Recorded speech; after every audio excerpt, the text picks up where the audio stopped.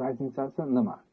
Masalan, ikkita token bilan ishlaydigan birinchi litsenziyamiz $500 depozitingizni ishlatadi. Boya aytib o'tganimdek, $500 depozitingizni ishlatadi.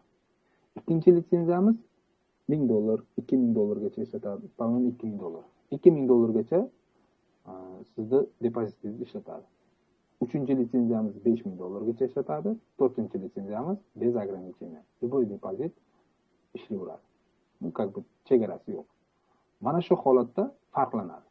Endi bu botimizni ishga qo'yishimiz uchun bizda обязательно BinX birjasi bo'lishi kerak, chunki BinX birjasi orqali savdo qiladi botimiz.